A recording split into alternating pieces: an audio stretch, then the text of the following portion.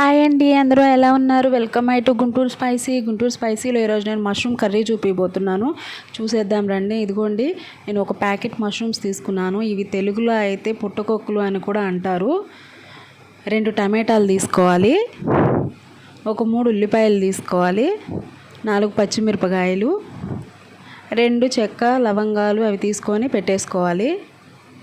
ఇవి అల్లం వెల్లుల్లి పేస్ట్ 1 స్పూన్. ఇప్పుడు మనం ఈ మష్రూమ్స్ని నీట్గా వాటర్లో వేసుకొని నానబెట్టేసుకోవాలండి. దాని మీద మట్టి అంతా ఉంటుంది కదా, నీట్గా వచ్చేస్తుంది. ఇది నానబెట్టేసుకుని ఇవి నానేలోపు మనం ఇవి కట్ చేసేసుకుందాము. టమాటాలు పచ్చిమిరపకాయలు కట్ చేసుకొని ఇలా పెట్టేసుకోవాలి. మష్రూమ్స్ కూడా నేను నీట్గా కడిగేసి కట్ చేసి పెట్టుకున్నానండి. ఇట్లా కట్ చేసి పెట్టేసుకోవాలి. చాలా బాగుంటుందండి. ఇవి నాటువి అయి ఉంటే ఇంకా బాగుండేవి, హైబ్రిడ్ కదండి, అయినా బాగానే ఉంటుంది. అయితే దానంత టేస్ట్ అయితే రాదు. ఇప్పుడు ప్యాన్ పెట్టుకొని ఒక 3 స్పూన్లు ఆయిల్ వేసుకుందాము. కొంచెం 1 స్పూన్ జీలకర్ర వేసుకోవాలి. ఇలా చూపించాను కదా, చెక్క లవంగాలు కూడా వేసుకుందాము. అది కొంచెం వేగిన తర్వాత పచ్చిమిరపకాయ ముక్కలు వేసుకోవాలి.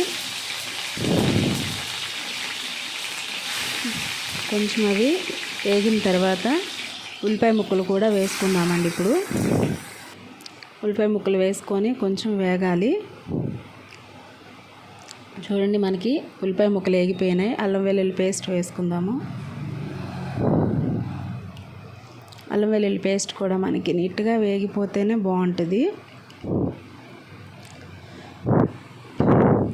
ఇంతే అండి, చాలా సింపుల్ ప్రాసెస్ ఇది. టమాటా ముక్కలు వేసుకుందాము. టమాటా ముక్కలు కూడా కొంచెం బాగా కలుపుకునేయాలి. దీంట్లో కొంచెం 1 స్పూన్ అంతా, స్పూన్ కూడా 1/2 స్పూన్ అంతా సాల్ట్ అయితే వేసుకొని మూత పెట్టేసుకుందాము. చూడండి ఎంత బాగా కుక్ అయిపోయింది, బాగా మగ్గిపోయింది. దీంట్లో మష్రూమ్ ముక్కలు వేసుకోవాలి. వేసుకొని బాగా కలుపుకోవాలి. కలుపుకునేసిన తర్వాత చక్కగా కలిపేసుకుందామండి. కలిపేసుకునేసిన తర్వాత దీంట్లో మనం 1.5 స్పూన్ కారం వేసుకుందాము. 1 స్పూన్ ధనియాల పొడి కూడా వేసుకోవాలి. ఇదంతా మొత్తం కలిసిపోయేలాగా కలిపేసుకుందాము నీట్గా. కొంచెం సాల్ట్ వేసుకొని కలుపుకోవాలి. ఒక 2 నిమిషాల పాటు మూత పెట్టేసుకుందాము. మూత తీసి చూస్తే చూడండి, నీట్గా ఉడికిపోయింది మనకి ఇది. కొంచెం గరం మసాలా జల్లేసుకోవాలి. మళ్ళీ కొంచెం మూత పెట్టుకుందాం అండి. కర్రీ అనేది రెడీ అయిపోయింది. కొత్తిమీర వేసుకొని స్టవ్ ఆఫ్ చేసుకోవాలి. అంతే అండి, రెడీ అయిపోయింది. ఈ వీడియో కానీ మీకు నచ్చినట్లయితే కామెంట్ చేయండి, షేర్ చేయండి, సబ్స్క్రైబ్ చేసుకోండి.